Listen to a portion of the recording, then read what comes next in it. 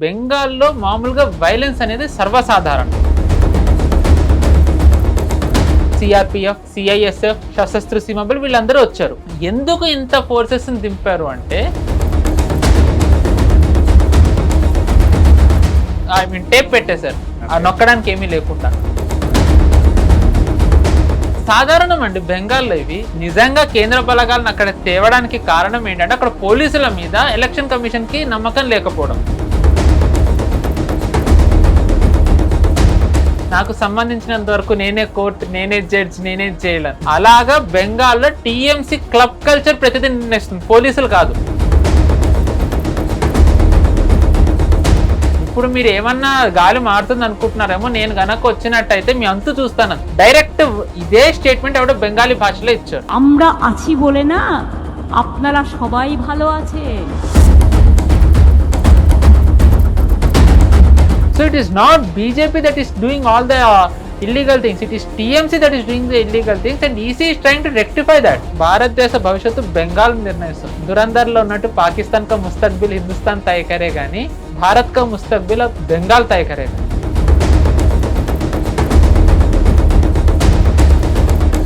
TV ప్రేక్షకులకు నమస్కారం, నేను మీ మహేష్. ఇవాళ తేదీ 29 ఏప్రిల్ 2026. మీరు ఈ వీడియో చూస్తున్న సమయానికి వెస్ట్ బెంగాల్లో సెకండ్ ఫేజ్ ఆఫ్ ఎలక్షన్స్ అయిపోయి ఉంటాయి. 5-6 అనేది ఆ ఎండింగ్ పాయింట్ కాబట్టి మరి సినిమాలో ప్రీ క్లైమాక్స్ లాగా ఉంటుంది అక్కడ సిచ్యువేషన్. సో అయిపోయి ఉంటాయి. బట్ చూసుకున్నట్టయితే ఫస్ట్ ఫేజ్ ఆఫ్ ఎలక్షన్స్ లో 93.19% పోలింగ్ శాతం నమోదైంది, విచ్ ఇస్ హైయెస్ట్ కదా sir, which is highest so far. మామూలుగా ఈ లెవెల్ టర్న్అవుట్ ఉంటే ఇన్కమెన్సీ అనుకుంటారు, బట్ సైలెంట్ వేవ్ అనేది ఎప్పుడు మిస్టీరియస్ గా ఉంటుంది వెస్ట్ బెంగాల్లో. సో ఇది దేనికి సంకేతం? అటు మళ్ళీ మమతా గారే వస్తారనే దానికా, లేకపోతే లైక్ యూనో మొత్తం పవర్ షిఫ్ట్ అవ్వబోతుందా ఏంటి? దాంతోపాటు ఇవాళ జరుగుతున్న సెకండ్ ఫేజ్ ఆఫ్ పోలింగ్ ఏదైతే ఉందో దానికి సంబంధించి అండ్ కొన్ని సంఘటనలు కూడా జరిగాయి. ఫస్ట్ ఫేజ్ ఆఫ్ ఎలక్షన్స్ లో కొందరు నాయకుల్ని వెంటబడి కొట్టడం, రిగ్గింగ్లు అలాంటివి చిదురుముదురు సంఘటనలు కూడా జరిగాయి. అసలు మొత్తంగా అక్కడ ఏం జరుగుతుంది? ఎందుకంటే ఈ ఎలక్షన్స్ చాలా ఇంపార్టెంట్ అని చెప్పేసి మనం ముందు కూడా మాట్లాడుకున్నాం. అందుకే స్పెషల్ ఇంటెన్సివ్ రివిజన్ కూడా చేశారు. ఎందుకంటే అక్కడ ఉన్న అనర్హుల్ని ముందు తీసేస్తే అక్కడ మొత్తం ఫిల్టర్ అవుతుందని చెప్పేసి. సో పవర్ లో ఉన్న గవర్నమెంట్ ఇంతలా ఎందుకు దానిపైన ఫోకస్ చేసింది? సో దాని రిజల్ట్ ఇప్పుడు ఇన్ని రోజులు చేసిన ఎగ్జామ్ ప్రిపరేషన్ కి రిజల్ట్ గా ఇప్పుడు ఉండబోతుంది. ఆ రిజల్ట్ ఎంత బాగా ఉండబోతుంది, ఆ ఎగ్జామ్ ఎంత బాగా కండక్ట్ చేస్తున్నారు, అవన్నీ తెలుసుకుందాం విత్ పవన్ శ్రీ హర్ష గారు. చూసారా ఈసారి మీ పేరు నేను ఒక ఫ్లోలో చెప్పాను, నేను అలవాటు అయిపోయింది. Welcome to hit TV studio. Thank you, నమస్తే. Thank you for having me. I am fine అండి. How are you? I'm good అండి, thanks for asking. And first phase of West Bengal elections 93.19%. నేను షాక్ అయ్యాను. యూట్యూబ్ షాక్ కాదు, జనరల్ గా షాక్ అవుతారంటారు కదా, అలా కాకుండా నిజంగా షాక్ అయ్యాను. 93.90% is like huge and phenomenal so far ఇప్పటి వరకు జరగడం. సో హార్డ్లీ ఎంత 7% లేకపోవడం. ఏదో నార్త్ కొరియన్ ఎలక్షన్స్ లో అతను కానీ ఓటేసుకుని ఒక 6 మాత్రమే వేయలేదన్నట్టుగా అలా ఉండింది పరిస్థితి. ఇది దేనికి సంకేతం? ఎందుకంటే ఇది లైక్ యూనో పవర్ షిఫ్ట్ ఏమైనా జరగబోతుందా ఏంటి? అండ్ ఇప్పుడు చూసుకుంటే ఇవాళ పరిస్థితి కూడా చాలా ఆశాజనకంగానే ఉంది. So what's going to happen there? మనం కరెక్ట్ గా పోలింగ్ ముందర మనం దీని గురించి మాట్లాడుకున్నామండి, వెస్ట్ బెంగాల్ పోలింగ్ గురించి. నేను అన్నాను 90-120 బీజేపీకి వస్తే గనక సెకండ్ ఫేజ్ లో వాళ్ళకి ఆశాజనకంగా ఉంటుందని. అండ్ రిపోర్ట్స్ ఏమన్నా BJP could come somewhere between 100-120 అంటున్నారు. అండ్ బీజేపీ ఫస్ట్ ఫేజ్ లో ఎక్సెప్షనల్ పర్ఫార్మెన్స్ ఇచ్చింది, టు బి ఆనెస్ట్. రిపోర్ట్స్ బట్టి అద్భుతమైన పర్ఫార్మెన్స్ ఇచ్చింది. నేను మీతో అన్నాను, ఫేజ్ 1 లో గనక బీజేపీ వైపు గాలి ఉన్నట్టు తెలిస్తే ఆ ప్రభావం సెకండ్ ఫేజ్ ఓటర్ల మీద పడుతుంది అండ్ అప్పుడు వైలెన్స్ జరిగే అవకాశం ఉంది అని. సో అది అనుకున్నట్టుగానే వైలెన్స్ జరుగుతోంది.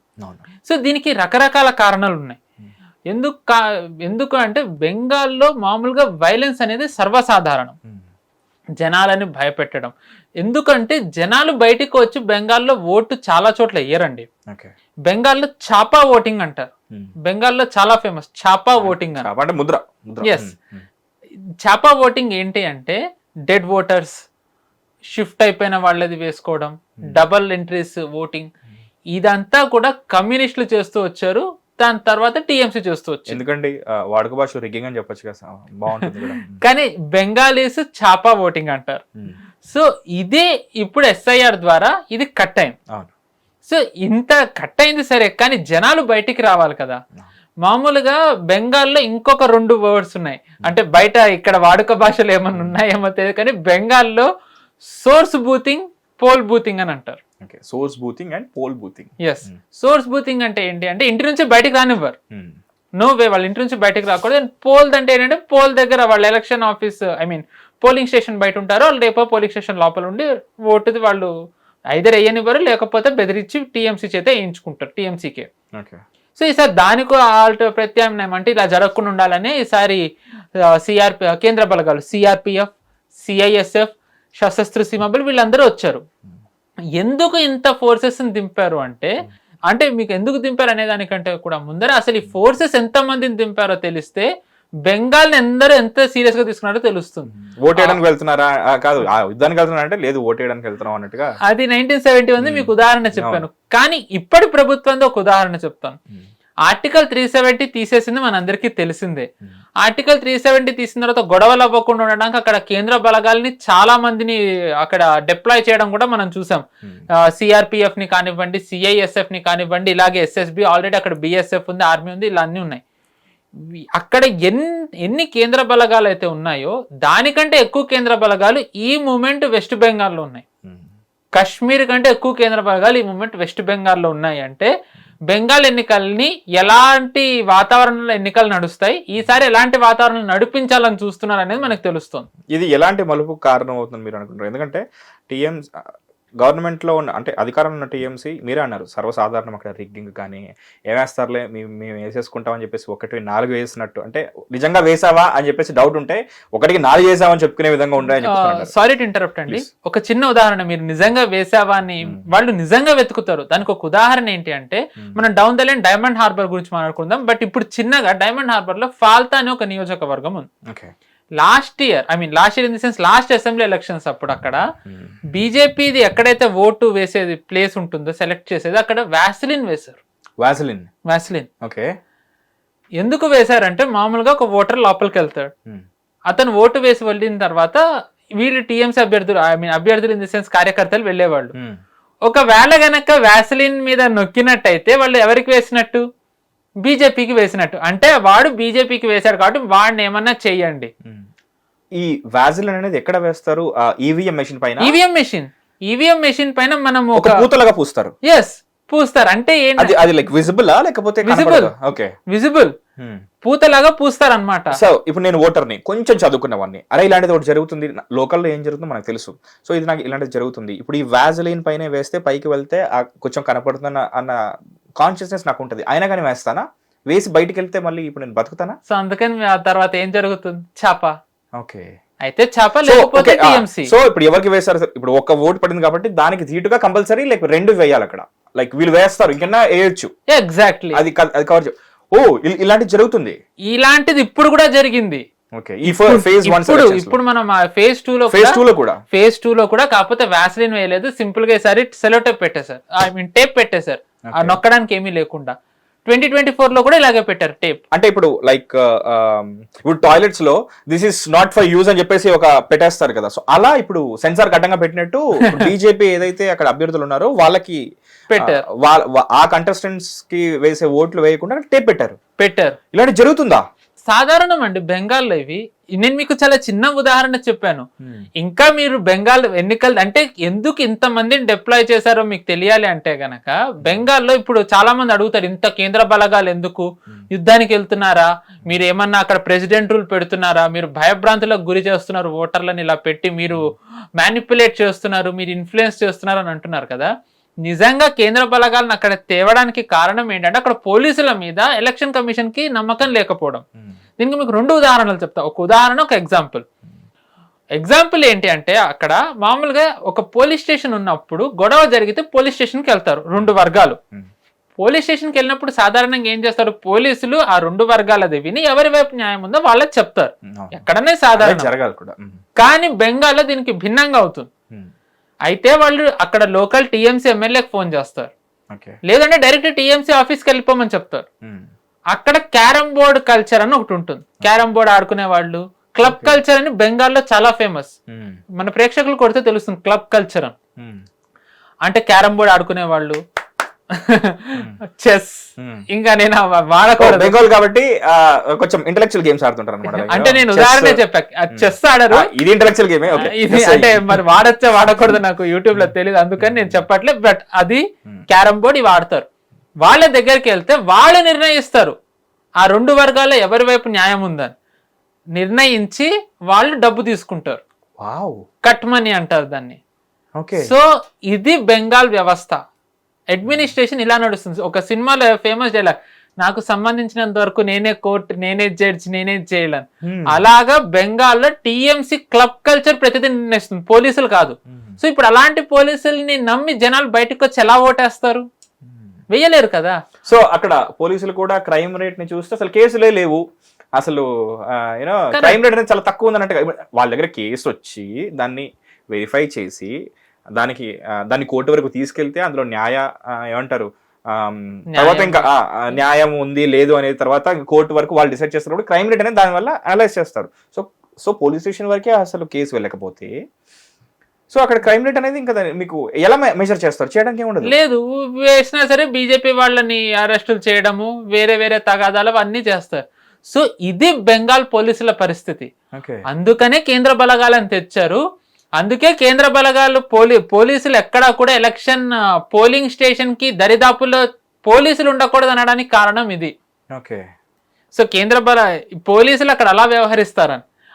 దాంట్లో కూడా కొంతమంది నిజాయితీ వాళ్ళు ఉండొచ్చు, ఎటు ఉండకుండా నాకు ఏదైతే ఉద్యోగం ఉందో నా వృత్తి ధర్మం పాటించాలని వాళ్ళు ఉండొచ్చు.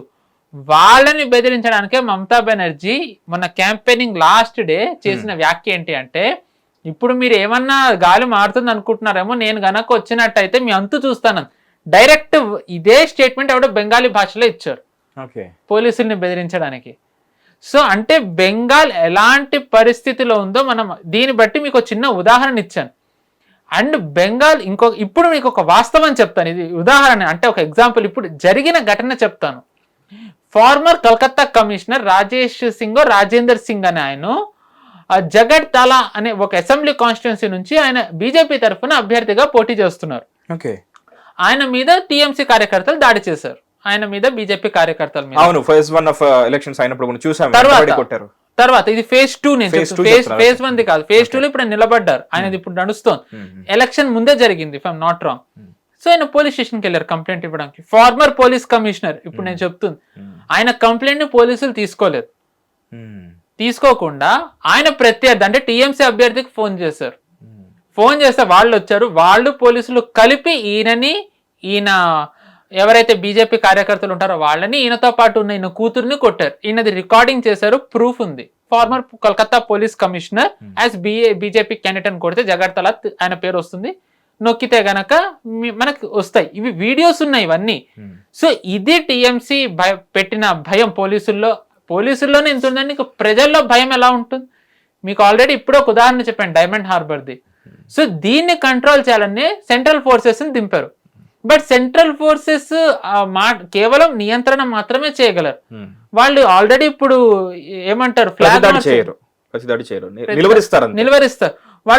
వాళ్ళు ఏంటంటే వాళ్ళు మొత్తం ఫ్లాగ్ మార్చులు తీస్తున్నారు, ఓటర్లని వాళ్ళు ఇన్ఫ్లుయెన్స్ చేస్తున్నారు. Influence in the sense motivate, భయపడకండి, ధైర్యంగా ఎవరికి ఓటేస్తారో వాళ్ళకే మీరు ధైర్యంగా బయటకు వచ్చి ఓటు హక్కును వినియోగించుకోండి అని. కానీ వీళ్ళ పైన ఒకళ్ళు ఉండాలి, అబ్జర్వర్ అనేవాళ్ళు.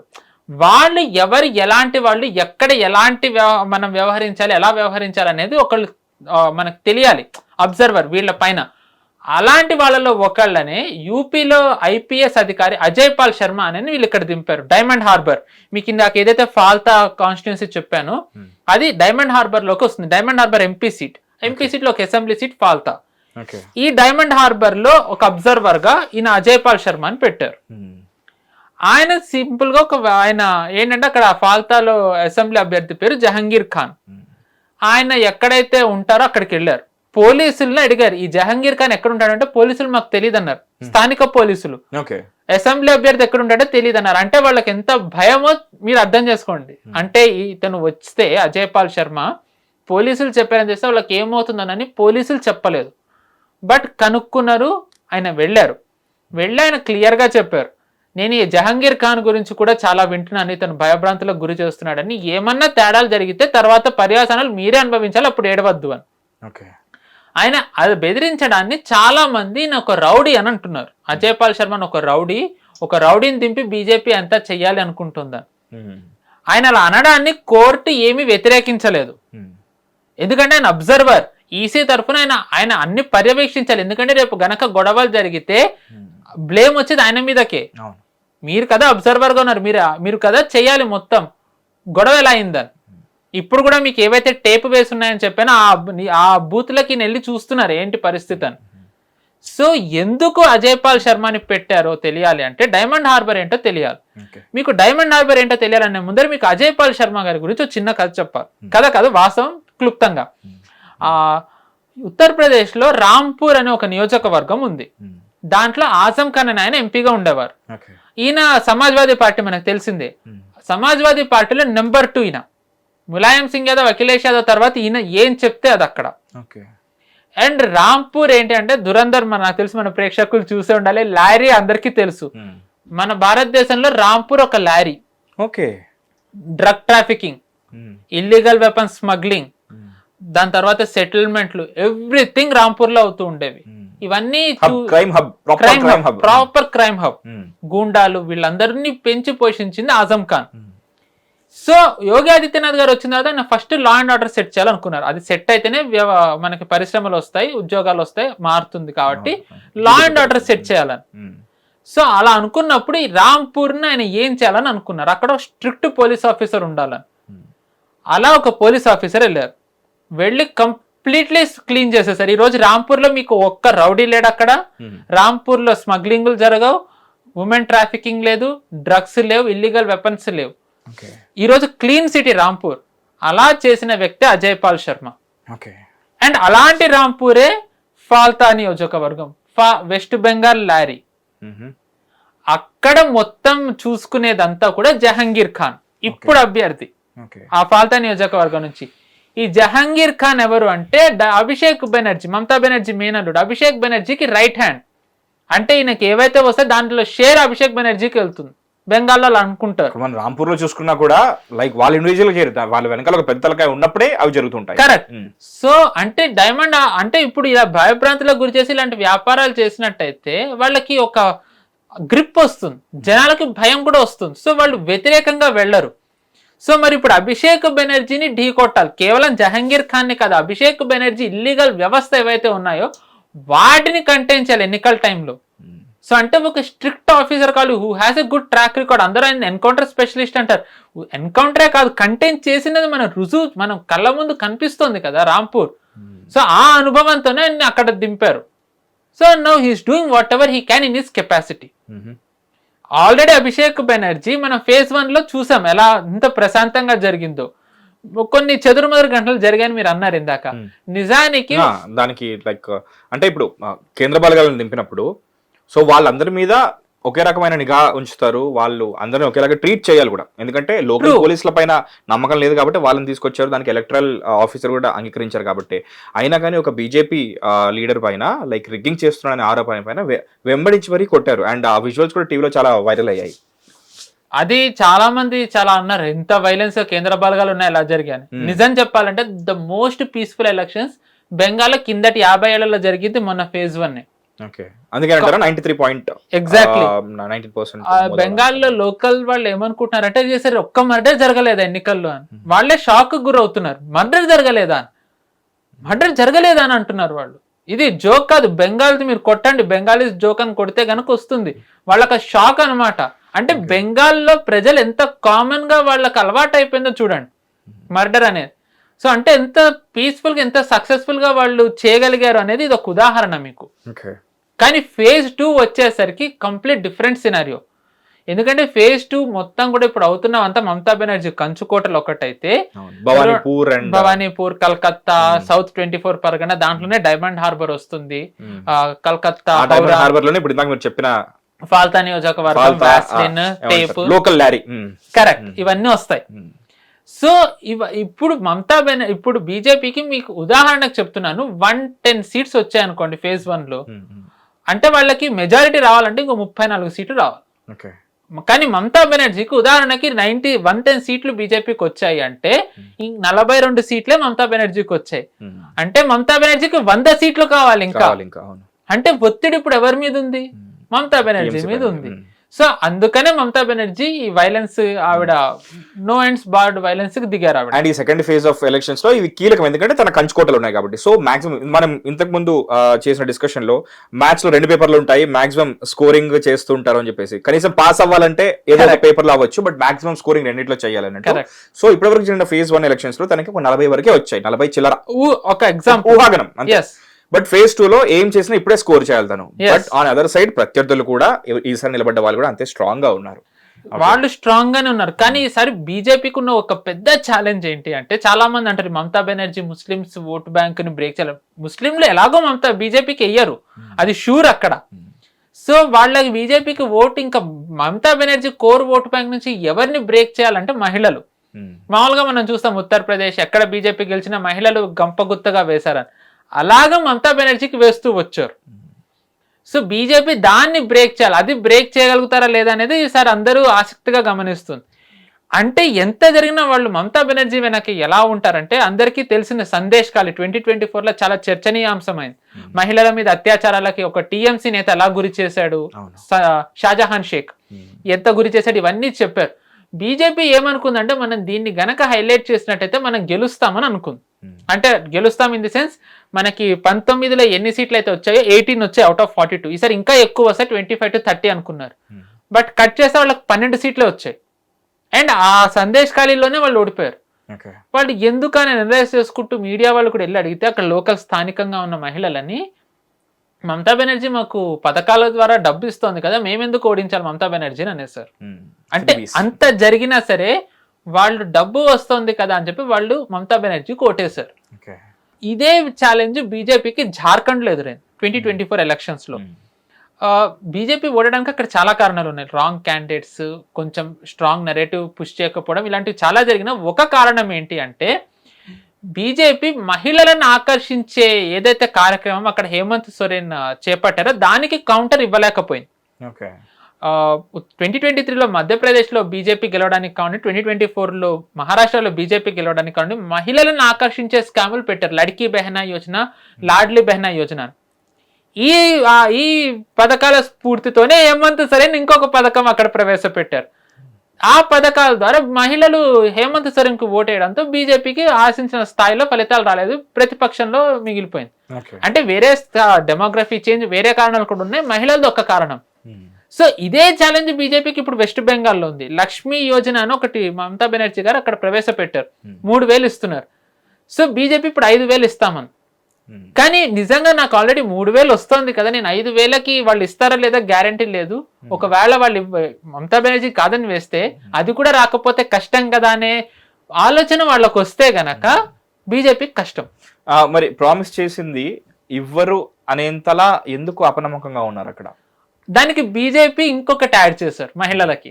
మహిళలనే టార్గెట్ చేసుకుని ఇంకొకటి ఏం యాడ్ చేశారంటే, ఏ మహిళకైనా సరే చాలా వాళ్ళ ప్రాణాలు ఎవరంటే వాళ్ళ పిల్లలే. ఏం చేసిన వాళ్ళ పిల్లల కోసమే చేస్తారు. ఆ పిల్లలందరూ ఇప్పుడు వేరే రాష్ట్రాల్లో ఉన్నారు. బెంగాల్ అంటేనే మైగ్రేషన్, ఉత్తరప్రదేశ్కి వెళ్ళిపోయారు, హర్యానా, హైదరాబాద్ లో భాగ్యనగరం, తమిళనాడు. ఇలా బీజేపీ ఏమంది అంటే, మమ్మల్ని గనక గెలిపించినట్టయితే మీకు 5,000 ఇవ్వడంతో పాటు మీ పిల్లలు ఎక్కడికి వెళ్ళక్కర్లే, మేమే ఉద్యోగాలను ఇక్కడికి తెస్తాం, పరిశ్రమల్ని మేమే ఇక్కడికి తెస్తామని చెప్పి వాళ్ళు ఒక భరోసా కల్పిస్తున్నారు.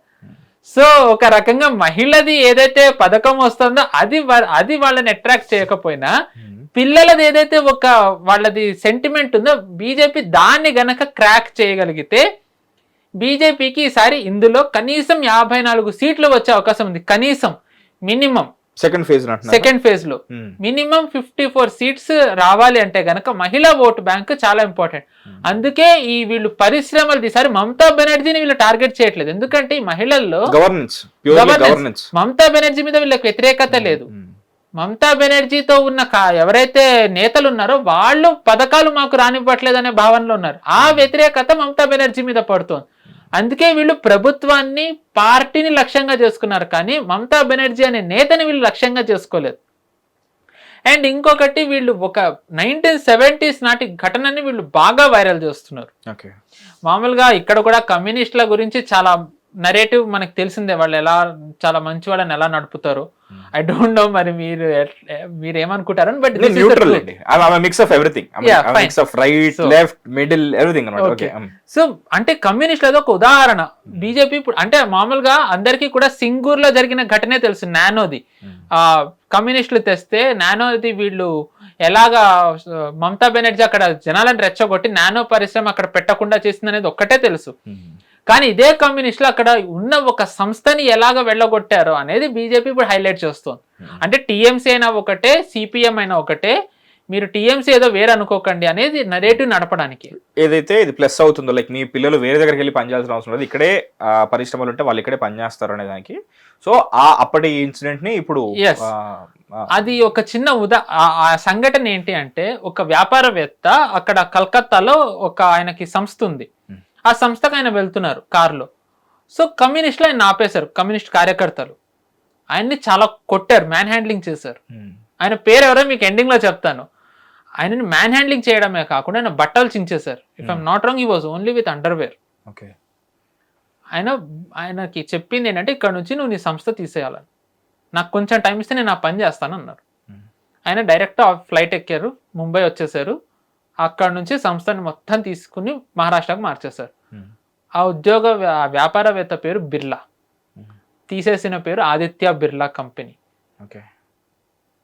అంటే ఎంత పెద్ద వ్యాపారవేత్తని వీళ్ళు అక్కడి నుంచి పంపేశారో చూడండి. బిర్లా ఉండుంటే ఎన్ని ఉద్యోగాలు ఉండుండేవండి, వాళ్ళ ఎకానమీ కూడా బాగానే ఉండేది. కలకత్తా డెడ్ సిటీ అంటారు కదా, అంటే మమతా బెనర్జీ వచ్చిన తర్వాతే 6,000 సంస్థలు వెళ్ళిపోయాయి బెంగాల్ నుంచి, 6,000 సంస్థలు. సో ఇప్పుడు అక్కడ కొత్త సంస్థలకి స్కోప్ ఉన్నవే వెళ్ళిపోయాయి. ఇప్పుడు అక్కడ ఉన్న వల్ల ఏంటంటే government head quarters, government companies ఏవైతే ఐటీసీ ఉంది, ఐటీసీ హెడ్ క్వార్టర్స్ అక్కడే. సో అక్కడ నుంచి ట్యాక్స్ వెళ్ళడంతో కొద్ది గొప్ప జీడిపిలో బెంగాల్ కనిపిస్తుంది, కానీ నిజానికి బెంగాల్ కంటే ఏమీ లేదు ఈ రోజు. ఇదే పరిస్థితి కేరళలో కూడా ఉందని చెప్పి ప్రొఫెసర్ సురేష్ కొచ్చిల్ కూడా మాతో అంటుంటారు. కేరళ ఇంకా దారుణం. వీళ్ళ రీజన్స్ ఏముంటాయి? లైక్ ఒక పెద్ద సంస్థని అంటే కార్పొరేట్ క్యాపిటలిజం కి అగేన్స్ట్ గా ఉండాలనా, లేకపోతే ఏంటి వాళ్ళ లైక్ క్యాపిటలిజం అంటారు వీళ్ళు, అంటే ఈ సోషలిజం అంటారు. అంటే ఏంటంటే అందరి దగ్గర డబ్బు ఉండాలి, ఈ క్యాపిటలిజం క్రోనీ క్యాపిటలిస్టులు వీళ్ళందరూ మీ నుంచి డబ్బు లాక్కుంటారు కానీ వీళ్ళు మీకు ఏమి ఇవ్వరు, ఇలాంటి వాళ్ళు ఎందుకు అని అంటారు. మంచిదే, వేరే స్టేట్స్ ని ఎగ్జాంపుల్ గా చూపించరా వాళ్ళు? ఇప్పుడు మన హైదరాబాద్ ఉంది, చూపించాలా జనాలకి. నిజానికి ఈ రోజుల్లో సోషల్ మీడియా ప్రతి ఒక్కళ్ళ దగ్గర సరే ఇది 1971 కాబట్టి చూపించాలా అంటే అందరి దగ్గర సరే అంటే ఉదాహరణ ఉంటే ఇంకా బెటర్ గా అండర్స్టాండింగ్ గా ఉంటుంది. ఇప్పుడు అదే నరేటివ్ తీసుకెళ్తున్నారు. ఇప్పుడు మీరు అన్న ఏదైతే నరేటివ్ ఉందో ఇప్పుడు అదే తీసుకెళ్తున్నారు. ఐ థింక్ సురేష్ సార్ ఇది చెప్పే ఉండొచ్చు. కైటెక్స్ అనే ఒక కంపెనీ ఉంది అక్కడ కేరళలో. ఆయన సంస్థ పెడతాను అంటే ఆయన నానా చిత్రహింసలు పెట్టారు. ఆయన వచ్చి ఇప్పుడు ఇక్కడే పెట్టారు, ఐ థింక్ హైదరాబాద్ లోనే పెట్టారు కైటెక్స్ అనే సంస్థ. ఐ థింక్ అగ్రిమెంట్ జరిగింది, పెట్టారో లేదో తెలియదు, కానీ ఆయన కర్ణాటక తెలంగాణ ఆల్టర్నేటివ్స్ లో తెలంగాణ ఆయన చూస్ చేసుకున్నారు. ఆయన ఇప్పుడు బీజేపీతో అలయన్స్ లో కూడా ఉన్నారు. ఆయన చెప్పారు, నేను ఇక్కడ మేము వస్తే సంస్థలు మేము పెట్టిస్తామని, బట్ అగైన్ బెంగాల్ మనం Kerala will leave for tomorrow, Bengal కొద్దాం. సో అంటే కమ్యూనిస్టులు ఎక్కడ ఉన్నా వాళ్ళు ఎలా చేస్తారో చూడండి. మమతా బెనర్జీ గారు ఇంకా డబల్ ట్రిపుల్ కి తీసుకెళ్లిపోయారు. సో అంటే ఏంటి అంటే ఉద్యోగాలు రావాలి, మీ పిల్లలు మీ దగ్గర ఉండాలి. కేవలం మీకు డబ్బు వస్తే సరిపోదు కదా, మీ పిల్లలు కూడా మీతో ఉండాలి. మీ పిల్లలు మీతో ఉంటే సరిపోదు, వాళ్ళు బాగుండాలి అంటే ఏంటి, పరిశ్రమ రావాలి. పరిశ్రమ రావాలంటే ఏంటి, అక్కడ లా అండ్ ఆర్డర్ సేఫ్ ఉండాలి. ఇప్పుడు లా అండ్ ఆర్డర్ సేఫ్ ఉందా? లేదు. అందుకనే మాకు ఒక అవకాశం ఇవ్వండి. మీరు 34 ఏళ్ళు మీరు కమ్యూనిస్టులకు ఇచ్చారు, 15 ఏళ్ళు మీరు టీఎంసీకి ఇచ్చారు, మాకు ఒక్క అవకాశం ఇచ్చి చూపిండి అని ఈ నరేటివ్ బీజేపీ తీసుకెళ్తుంది. అందుకే యోగి ఆదిత్యనాథ్ గారి క్యాంపెయినింగ్ కూడా సెలెక్టివ్ ఏరియాస్, ఎక్కడైతే మైగ్రెంట్స్ ఎక్కువ వెళ్ళిపోయారో అక్కడ చేస్తున్నారు యోగి ఆదిత్యనాథ్ గారు. ఆయన అదే చెప్తున్నారు, బెంగాల్ ఎలాంటి పరిస్థితిలో ఉందో, నేను ముఖ్యమంత్రి అయ్యే టైంకి యూపీ అదే పరిస్థితిలో ఉంది. కానీ ఇప్పుడు యూపీ చూడండి, యూపీ వాసులు వేరే రాష్ట్రానికి వెళ్ళి తిరిగి రావడం కాదు, వేరే రాష్ట్రం నుంచి ఈరోజు యూపీకి వస్తున్నారు. సో అలాంటిదే ఇక్కడ కూడా జరగాలి అంటే బీజేపీని గెలిపియండి అని చెప్పి వాళ్ళు ఆ నెరేటివ్ తీసుకెళ్తున్నారు. సో ఇప్పుడు గనక ఒకవేళ అంటే ఈ ఫేజ్ 2లో గనక బీజేపీకి ఒకవేళ ఎగ్జిట్ పోల్లో కానివ్వండి నిజంగా బీజేపీ 50 క్రాస్ చేస్తోంది అని గనక వచ్చినట్టయితే వార్తలు, 100% మమతా బెనర్జీ మహిళా బ్యాంక్ ని తమ వైపుకి బీజేపీ ఆకర్షించింది అనుకోవాలి. అది జరిగితేనే బీజేపీకి ఓట్లు పెరుగుతాయి. ఇంకా వేరే స్కోప్ ఏమీ లేదు బీజేపీకి అక్కడ. The only way for BJP to cross 50 is to breach women vote bank of TMC. ఆ కోట సెకండ్ ఫేజ్ లో ఫస్ట్ ఫేజ్ చేసేసారు. నా దృష్టిలో ఫస్ట్ ఫేజ్ వేరే స్టేట్, సెకండ్ ఫేజ్ వేరే స్టేట్, రెండు సంబంధం లేని వేరు కిందన. ఎందుకంటే ఫస్ట్ ఫేజ్ ఈక్వేషన్స్ అన్ని వేరు, మీకు ఆల్రెడీ ఎక్స్ప్లెయిన్ చేశాను. సెకండ్ ఫేజ్ మొత్తం వేరు. బీజేపీకి ఇది చాలా ఛాలెంజింగ్. ఎందుకంటే 142 సీట్లలోంచి 2021 ఎన్నికల్లో బీజేపీ కేవలం 18 గెలిచింది. 18 సీట్లే గెలిచింది. ఈ 142 సీట్లలోంచి 111 సీట్లని ప్రెసిడెన్సీ రీజన్ అని అంటారు. నార్త్ 24 పరగణ, సౌత్ 24 పరగణ, హౌరా, కలకత్తా, నాదియా, ఈ 5 జిల్లాలని కలిపితే గనక ప్రెసిడెన్సీ రీజన్ అంటారు. దీంట్లో 96 సీట్లు టీఎంసీ గెలిస్తే బీజేపీ కేవలం 14 సీట్లే గెలిచింది. అంటే బీజేపీకి ఈ ఫేజ్ లో ఉన్న ఛాలెంజ్ ఎంత తీవ్రంగా ఉందో మనం అర్థం చేసుకోవచ్చు. అందుకే వాళ్ళు మొత్తం పెట్టేశారు. నా వ్యక్తిగత అభిప్రాయం ఏంటంటే 2014 జనరల్ ఎలక్షన్స్ తర్వాత బీజేపీ ఇంత ఎఫర్ట్స్ ఏ ఎలక్షన్ లో పెట్టలేదు. ఉత్తరప్రదేశ్ ఎలక్షన్ కాదు, 2019 పార్లమెంట్ కాదు, 2024 పార్లమెంట్ కాదు, ఏది కాదు. 2014 తర్వాత మొత్తం బీజేపీ మెషినరీ పనిచేస్తున్న ఎలక్షన్ ఇదే. ఎందుకంటే వాళ్ళ ఫౌండింగ్ మెంబర్ హోమ్ స్టేట్ కదండి, శ్యామప్రసాద్ ముఖర్జీ. అక్కడే బీజేపీ లేకపోతే ఇంకా నోవేర్. అండ్ ఇప్పుడు బీజేపీకి నెవర్. ఇప్పుడు రాకపోతే ఇంకా బీజేపీ దాపుల్లో బీజేపీకి వచ్చే సూచన లేదు. ఎందుకు అంటే డెమోగ్రఫీ చేంజ్ ఇంకా ఎక్కువైపోతుంది. మనం చూసుకున్నట్టయితే 2021 నుంచి 2026 మధ్యలోనే డెమోగ్రఫీ చేంజ్ చాలా మారిపోయింది. అంటే ముస్లిం మెజారిటీ సీట్లు పెరిగిపోయాయి. ఇంకా 2026 నుంచి 31కి వెళ్ళేసరికి ఇంకా అసలు మర్చిపోవచ్చు మనం. మీకు ఇందాక మహిళలది చెప్పాను, జార్ఖండ్ది బీజేపీ ఓడడానికి మహిళలది వీళ్ళు బ్రేక్ చేయలేకపోయినా. ఇంకొక కారణం ఏంటంటే సంతల్ పరగణ అని అక్కడ ఒక రీజన్ ఉంది, ట్రైబల్ రీజన్. బీజేపీ అక్కడ చాలా మంచి సీట్లు వస్తాయని అనుకున్నారు, కానీ వాళ్ళకి చాలా తక్కువ సీట్లు వచ్చాయి. ఓడడానికి అది కూడా ఒక కారణం, అక్కడ సీట్లు తగ్గడం. అక్కడ సీట్లు ఎందుకు తగ్గాయి అంటే డెమోగ్రఫీ చేంజ్. బంగ్లాదేశ్ నుంచి వచ్చిన వీళ్ళు బంగ్లాదేశీ ముస్లింలు బెంగాల్ ద్వారా జార్ఖండ్కి వచ్చి సెటిల్ అయిపోయి అక్కడ లోకల్స్ని పెళ్లి చేసేసుకుని ఓట్లేశారు జార్ఖండ్కి. సో బెంగాల్ గెలవకపోతే ఈసారి వేరే రాష్ట్రాల్లో కూడా డెమోగ్రఫీ చేంజ్ మారే అవకాశం ఉంది. అందుకే బీజేపీ వెస్ట్ బెంగాల్ డెమోగ్రఫీ అని అంటుంది కేవలం వెస్ట్ బెంగాల్కి మాత్రమే కాదు, ఆ ప్రభావం దేశం మీద కూడా పడుతుందని. అందుకే వాళ్ళు బెంగాల్ డెమోగ్రఫీని వాళ్ళు అంతా హైలైట్ చేస్తుంది. వాళ్ళు ఫేజ్ 2కి వచ్చేసరికి డెమోగ్రఫీ, వాళ్ళు హిందుత్వ అండర్లైన్ బీజేపీ అవునన్నా కాదన్నా వాళ్ళు ఖచ్చితంగా దానికోసమే మాట్లాడతారు. లాస్ట్ టైం చెప్పినట్టుగా ideology important, BJP end of the day అదే ఉంటుంది, వాళ్ళు సపరేట్ చెప్పుకోకర్లేదు. కానీ వాళ్ళు నేషనల్ సెక్యూరిటీని ఈసారి వాళ్ళు పారామౌంట్ కింద పెట్టి చూపిస్తున్నారు. అంటే డెమోగ్రఫీ చేంజ్, ఎందుకంటే అక్కడ డెమోగ్రఫీ చేంజ్ అయితే ఆ ప్రభావం వేరే రాష్ట్రాల్లో పడుతుంది. ఉదాహరణ మనం జార్ఖండ్ చూసాం. వేరే రాష్ట్రాల్లో ఆపాలంటే ఖచ్చితంగా వెస్ట్ బెంగాల్లో బీజేపీ రావాలి. బీజేపీ రాకపోతే డెమోగ్రఫీ చేంజ్ ఆపలేరు, ఎందుకంటే ఫెన్సింగ్ పడదు అక్కడ. నిన్ననే కోర్టు మమతా బెనర్జీకి చివాట్లు పెట్టారు. ఐ థింక్ అరౌండ్ 1,000 ఎంతో కిలోమీటర్స్ ఇది ఇవ్వాల్సి ఉంటే ఆవిడ 8 కిలోమీటర్స్ ఇచ్చారు ఫెన్సింగ్ కి. ఆవిడకే కదా మరి బంగ్లాదేశ్లో అందరూ ఓటేస్తుంది. సో ఆవిడ ఎందుకు ఇస్తారు? సో అంటే కళ్ళ ముందర మనకు ఉదాహరణలు ఉన్నాయి ఎందుకు బీజేపీ మాకు ఇస్తే మేము చేసి చూపిస్తాం అనడానికి రీజన్ ఇన్నున్నాయి. సో ఈసారి BJP they did everything they can. Flawless election campaigning. మీకు లాస్ట్ 2021 2026 పోల్చి చెప్పాను. ఈసారి 2026లో బీజేపీ ఫ్లాలెస్ ఎలక్షన్ క్యాంపెయినింగ్. నిజంగా క్యాండిడేట్స్ సెలెక్షన్ కానివ్వండి, ర్యాలీలు, క్యాంపెయినింగ్ స్ట్రాటజీ మొత్తం చేశారు. ఎవ్రీథింగ్ ఎలక్షన్ కమిషన్ 100% చేసింది సార్. ఇంకా మిగిలిందల్లా కేవలం ఓటర్ల చేతులు. మీరు అన్నట్టు ఓటర్ దేవుళ్ళు అని లాస్ట్ టైం అన్నారు. సో వాళ్ళు ఎటు ఉంటారు అనే దాని మీద ఇంకా ఆధారపడింది, ఇంకా ఏమీ లేదు. ఇప్పుడు జరిగిన వైలెన్స్కి భయపడి వాళ్ళు లోపలికి వెళ్ళి ఓటు వేశారా, ఓటు వేసినా ఎవరికి వేశారు, ఒకవేళ గనక అంటుకుందా లేకపోతే ఏమంటుకుంది చూడాలి. ఎస్, ఒకవేళ కాకపోతే కొంతమంది ఈసారి ఎవరికి వేశారో చెప్పట్లే కానీ మాకు మార్పు కావాలి, అభివృద్ధి కావాలి అంటున్నారు. Which is a main point అసలు మనం మాట్లాడుకోవాల్సింది. ఎందుకంటే ఎంత లోకలైట్ అయినా సరే ఆ మార్పు దిశగా తను ఆలోచిస్తే కనుక కంపల్సరీ అక్కడ కొత్త రెజ్యూమే వచ్చే అవకాశం ఉంటుంది అసలు. అండ్ కరెక్టేనండి. అంటే బీజేపీ కూడా మెయిన్ ఒకటి ఏంటంటే మీకు ఇందాక చెప్పాను డైమండ్ హార్బర్ది. సో ఒకవేళ బీజేపీకి ఎడ్జ్ ఉండడానికి ఇంకో కారణం టీఎంసీ కూడా. టీఎంసీనే బీజేపీకి ఎడ్జ్ తెప్పించడానికి ఒక కారణం అవ్వచ్చు. ఎందుకు అంటే టీఎంసీలో ఇన్ఫైటింగ్ చాలా ఉంది, అంతర్గత కలహాలు. మమతా బెనర్జీ ఆవిడ ఎప్పటి నుంచి ఉన్న ఆవిడే ఈసారి గెలిచినట్టయితే కనుక వేరే వాళ్ళ అభిషేక్ బెనర్జీకి ఇవ్వాలి అని. కానీ అభిషేక్ బెనర్జీ ఏంటంటే మమతా బెనర్జీతో ఉన్న వాళ్ళు ఎవరు నాకు యంగ్ బ్లడ్ కావాలి అని. కానీ టీఎంసీ నిలబెట్టింది వాళ్ళు వీళ్ళే, అందరూ వీళ్ళు ఒప్పుకోవట్లేదు దానికి. ఇప్పుడు మీకు ఏదైతే మీకు డైమండ్ హార్బర్ చెప్పానో అందులో ఈ ఫాల్తా అనే రీజన్ మీకు చెప్పాను, జహంగీర్ ఖాన్, అదే బెస్ట్ ఎగ్జాంపుల్. అభిషేక్ బెనర్జీ రాకముందర వరకు డైమండ్ హార్బర్ని మమతా బెనర్జీనే చూసుకునేవారు. అక్కడ ఐ థింక్ సైదుల్లా మొల్లా అనే ఆయన ఏదో ఒక పేరుంది, ఆయనే మొత్తం చూసుకునేవారు వ్యవహారం, ఇర్రెస్పెక్టివ్ టీఎంసీ నుంచి ఎవరున్నా. ఆయనని అభిషేక్ బెనర్జీ గెలిచిన తర్వాత ఆయన్ని రిప్లేస్ చేస్తే ఇప్పుడు ఈ జహంగీర్ ఖాన్ని తెచ్చారు.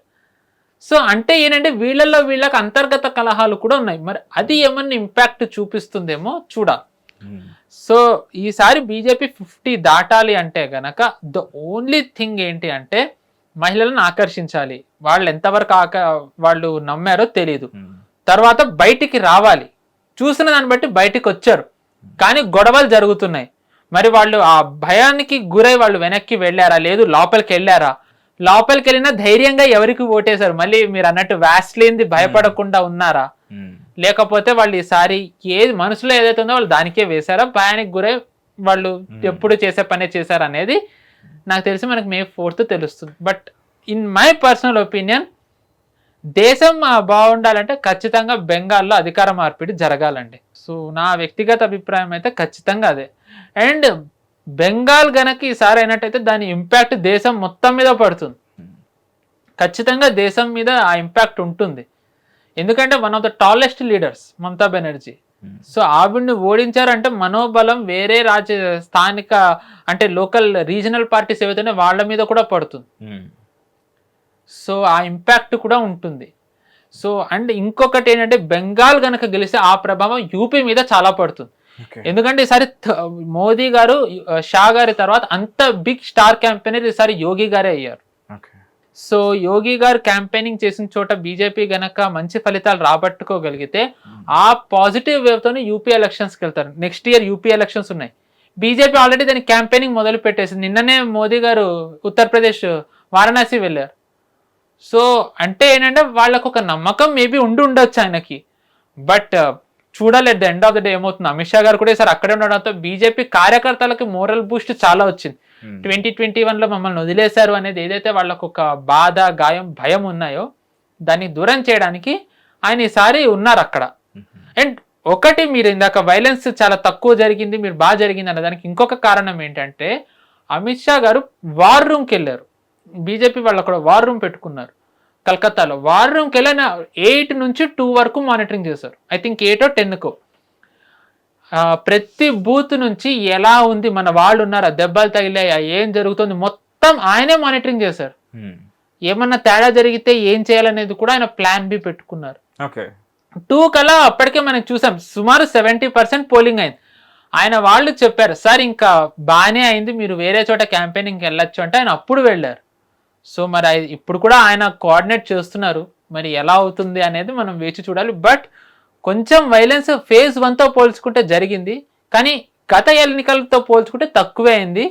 మరి ఇంకా ఎటు వెళ్తుంది అనేది మనం చూడాలి. But let's hope Bengal will flourish. ఎందుకంటే ఒక రకంగా మన స్వాతంత్రోద్యమంలో ఎంతో కీలక పాత్ర పోషించిన బెంగాల్, ఓ రకంగా జై హింద్, వందే మాతరం ఇవన్నీ వచ్చిన బెంగాల్ మళ్ళీ ఫ్లరిష్ అవ్వాలి అనే కోరుకుందాం. మా క్యాపిటల్ కూడా కదా once upon a time. Yes.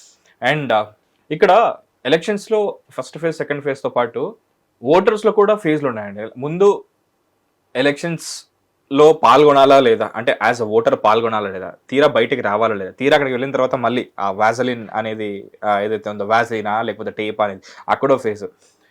ఈ 3 ఫేజులు దాటుకొని తర్వాత లోపల అంతర్గతంగా మనకు ఒక మదనం జరుగుతుంది. ఎవరికి వేయాలో మనకు ఒక ఇది ఉంటుంది. దాన్ని దాటి ఆ యుద్ధంలో గెలిచి మనం వేయాలనుకున్న వాళ్ళకే వేయాలి. సో యూనో మనకు కనిపించడానికి 2 ఫేజులు, బట్ యాక్చువల్లీ ప్రతి ఓటర్ మల్టిపుల్ ఆ ఫేజెస్ అనేది తను యూనో లోపలగా ఇందాక అంతర్గత యుద్ధం లాగా అతను కూడా ఒక ఇంటర్నల్ వార్ చేస్తున్నాడు. కరెక్ట్. కానీ అంటే బెంగాల్లో వాళ్ళ పరిస్థితి కూడా మనం ఒక రకంగా జాలిపడాలండి. వాళ్ళకి ఆ భయం ఏదైతే ఉందో ఇప్పుడు ఇక్కడ కానివ్వండి, ఈవెన్ ఉత్తరప్రదేశ్ లో కూడా బయటకు వచ్చి బీజేపీకి వేయలేదని ధైర్యంగా చెప్తారు, బీజేపీకి వేయలేదని చెప్పేవాళ్ళు ఉన్నారు. దాని తర్వాత గుజరాత్ లో కూడా మేము బీజేపీకి వేయలేదని చెప్పేవాళ్ళు ఉన్నారు. కానీ బెంగాల్లో మేము టీఎంసీకి వెయ్యమని చెప్పేవాళ్ళు లేరు. ఆ భయం వాళ్ళకి అలా ఉంది. సో ఆ భయాన్ని పోగొడితే గనక బీజేపీ సక్సెస్ అయినట్టే. ఫేజ్ 1 లో పోగొట్టారు, గన్ షాట్. ఫేజ్ 1 లో అద్భుతమైన రిజల్ట్ ఖచ్చితంగా వస్తుంది, కానీ అది సరిపోదు. ఫేజ్ 2లో కూడా వాళ్ళకి అంతే రిజల్ట్ రావాలి. అది వస్తేనే వీళ్ళు ప్రభుత్వాన్ని ఏర్పాటు చేయగలరు.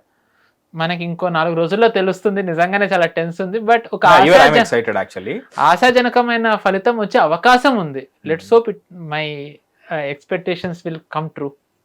ఇంతకుముందు సురేష్ కొచ్చిటిల్ గారితో జరిగిన SIS వాళ్ళు చేసిన అనాలిసిస్ అండ్ మనం లాస్ట్ టైం చేసిన analysis and so far BJP and TMC ఇద్దరు క్యాంపెయిన్స్ ని కూడా నేను దృష్టిలో పెట్టుకుని నేను కొన్ని నోట్స్ చేసుకున్నాను. I have some questions, please clear them. ఇప్పుడు ఫేజ్ 1 లో మేజర్ గా north Bengal and Jangal Mahal cover అయ్యాయి ఫేజ్ 1 లో మనం చూసుకుంటే. ఎందుకంటే సరే ఫేజ్ 2 గురించి మనం మాట్లాడుకోవాలి, బట్ యాక్చువల్లీ ఫేజ్ 2 లో జరగాల్సిన ఆ విప్లవాత్మకమైన మార్పులకి ఫేజ్ 1 కూడా చాలా బేస్ అది. సో ఆ లెక్కను చూసుకుంటే లాస్ట్ టైం బీజేపీ ఇక్కడ బాగా డామినేట్ చేసింది, ఇక్కడ ముఖ్యంగా నార్త్ బెంగాల్ జంగల్ మహల్ అవి కవర్ అయ్యని చెప్పాను కదా. సో ఇప్పుడు టీఎంసీ ఆ గ్రౌండ్ లాస్ ని కవర్ చేసుకుంటుందా లేక బీజేపీ తన హోల్డ్ ని మెయింటైన్ చేస్తుందా? ఇప్పుడు అదే అన్నట్టు 196 సీట్స్ టీఎంసీ ఇందాక 2021 లో వచ్చింది. లెట్స్ అజ్యూమ్ బీజేపీ ఫేజ్ 1 లో 90 సీట్స్ వచ్చాయి అనుకుందామండి. తక్కువలో తక్కువ 90 సీట్స్ వచ్చాయి అంటే ఫేజ్ 1 లో బీజేపీ టీఎంసీకి ఎన్ని వచ్చినట్టు 62 సీట్స్. ఎందుకంటే అక్కడ ఇంకా వేరే పార్టీ లేదు. ISF, MIM, హుమాయూన్ కబీర్ వీళ్ళెవ్వరూ లేరు అక్కడ. బీజేపీ వర్సెస్ టీఎంసీ అంతే.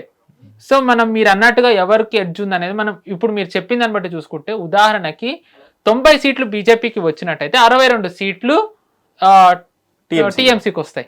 అంటే టీఎంసీ మెజారిటీ ఫామ్ చేయాలంటే వాళ్ళకి ఇంకా 82 సీట్స్ కావాలి. ఐ థింక్ 82 స్కోప్ లేదు 85 సీట్స్, 82 to 85 సీట్స్ రావాలి వాళ్ళకి. సో వాళ్ళు గనక ఫేజ్ 2 లో గనక మీకు ఆల్రెడీ చెప్పాను ఇందాక 142 సీట్స్ లోంచి సుమారు 128 సీట్స్ వచ్చాయి. అంటే ఒకవేళ 40 సీట్స్ తగ్గినా 80 సీట్స్ టీఎంసీకి ఉన్నాయి. సో అది ఛాలెంజ్ ఉంది. అంటే బీజేపీ కేవలం ఫేజ్ 1 లో అద్భుతంగా పర్ఫామ్ చేయడమే కాదు, ఫేజ్ 2 లో కూడా వాళ్ళ ప్రదర్శనని మెరుగుపరుచుకోవాలి. అదే జస్ట్ పాస్ కాదు, రెండిట్లోనూ స్కోర్ చేయాలి. బట్ నేను చాలా తక్కువ 90 అన్నాను, కానీ నా పర్సనల్ అసంప్షన్ అయితే somewhere between 100 to 120 BJP phase 1 లో వచ్చే అవకాశం ఉంది. అంటే వాళ్ళు ఎలా అయినా సరే ఒక 50 సీట్లు వాళ్ళు గనక ఫేజ్ 2 లో తెచ్చుకోగలిగితే, అంటే ఇప్పుడు 18 సీట్స్ వాళ్ళకి ఫేజ్ 1 లో 2021 లో వచ్చాయి, 3 రెట్లు పెరగాలి. వాళ్ళు ఏదో ఒకటి చేసి ఫేజ్ 2 గనక పెంచుకోగలిగితే ఇంకొక రాష్ట్రం బీజేపీ వశమైనట్టే. ఓకే.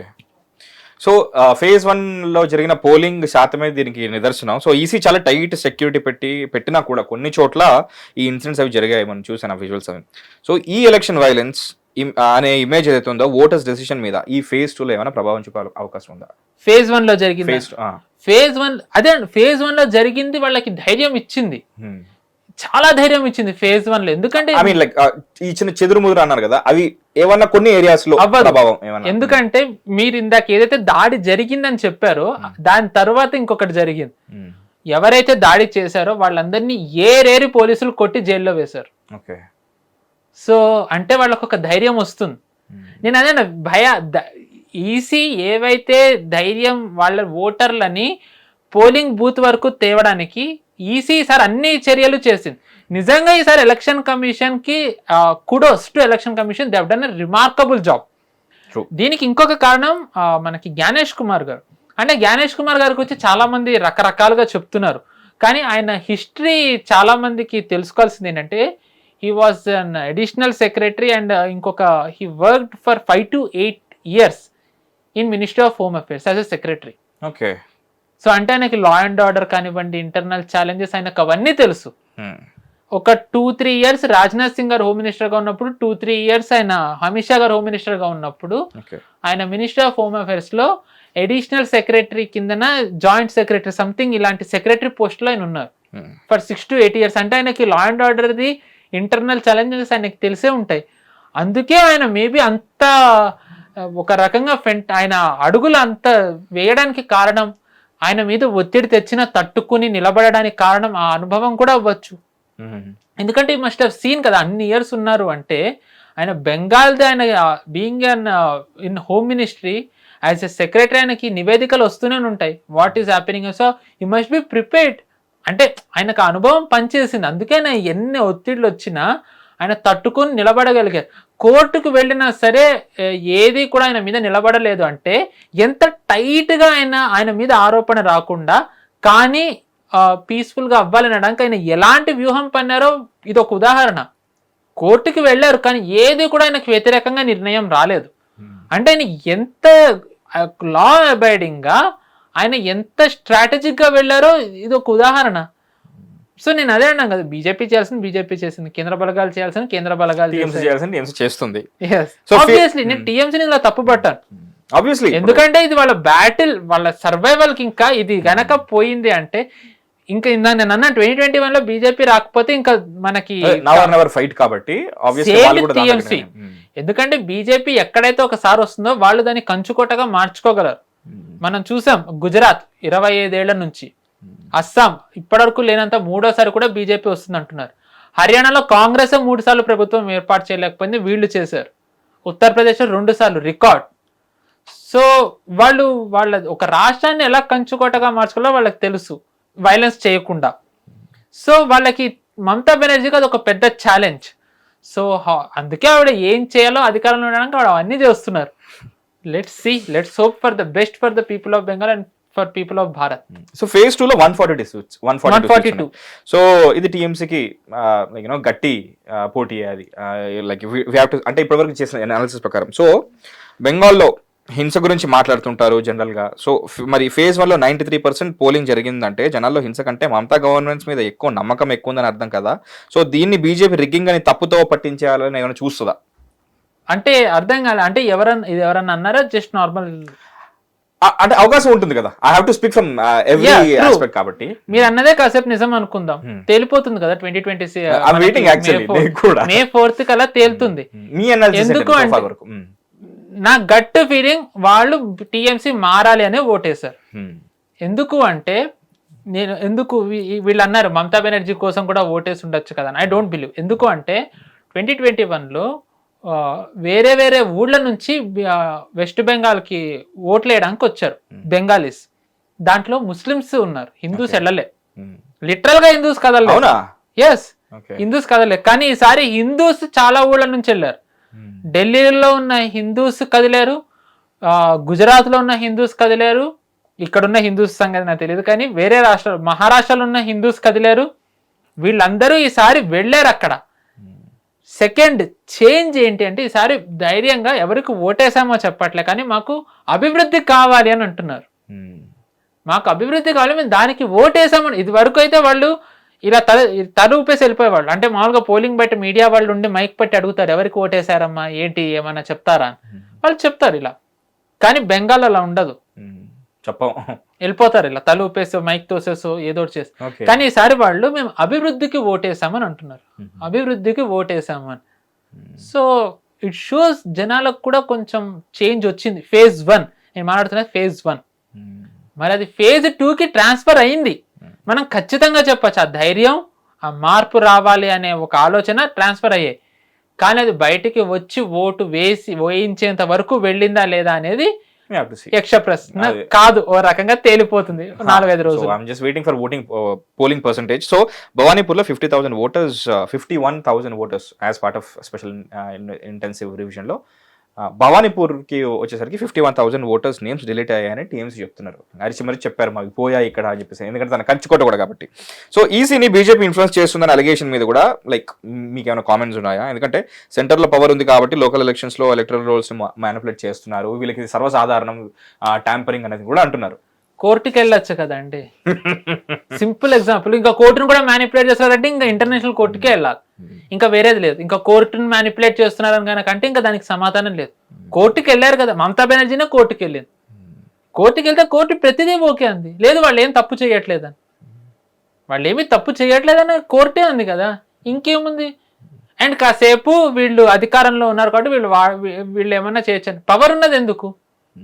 ఈసీ గురించి అనట్లే, వాళ్ళు అక్కడ లోకల్ ఏమైనా మ్యానిపులేట్, పవర్ ఉన్నది ఎందుకండి. ఇంకా అమిత్ షా గారు ఒకసారి 2021 బెంగాల్ ఎలక్షన్స్ అవుతున్నప్పుడు కోవిడ్ పీక్ వెళ్ళిపోతుంది. ఇంకా కోవిడ్ ఐ థింక్ 3-4 phases అయిన తర్వాత కోవిడ్ పీక్ వేవ్కి వెళ్తూ ఉంటే మహారాష్ట్రలో యాక్చువల్గా బీజేపీ ఇంకా శివసేన కలిపి పోటీ చేస్తే శివసేన వెళ్ళి కాంగ్రెస్తో శరద్ పవార్తో కలిసి ప్రభుత్వాన్ని ఏర్పాటు చేశాయి. అయితే శరద్ పవార్ ఒక ఆరోపణ చేశారు, అమిత్ షా మా ప్రభుత్వాన్ని కూల్చాలని చూస్తున్నారు కదా అని. అమిత్ షా గారిని అదే అడిగారు, మీరు ప్రభుత్వాన్ని కూల్చాలని చూస్తున్నారు కదా అంటే నేను చేతులు కట్టుకుని కూర్చోాలా, రాజకీయాలు ఉన్నప్పుడు రాజకీయాలు చేయక ఏం చేయమంటారని. రాజకీయాల్లో ఇవన్నీ సాధారణమే కదా, రాజకీయాల్లో పవర్ ఉన్న ఇంకెందుకు ఏం చేయాలని. సో పవర్ ఉంది, వాళ్ళు వాడుతున్నారు. పవర్ ఉండి వాడకపోతే తిట్టాలి వాళ్ళకి.